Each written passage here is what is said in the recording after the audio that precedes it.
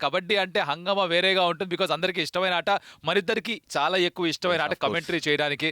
మరి ఈ season of course teams మారాయి. వెన్యూస్ మారాయి. మరి దాని గురించి ఏమంటారు? టీమ్స్ డిఫరెంట్ కాంబినేషన్స్‌తో వచ్చారు. ఆక్షన్స్‌లో కూడా మనం చూసాం. ఇంపార్టెంట్ ప్లేయర్స్ డిఫరెంట్ టీమ్స్ కూడా వెళ్ళటం చూసాం.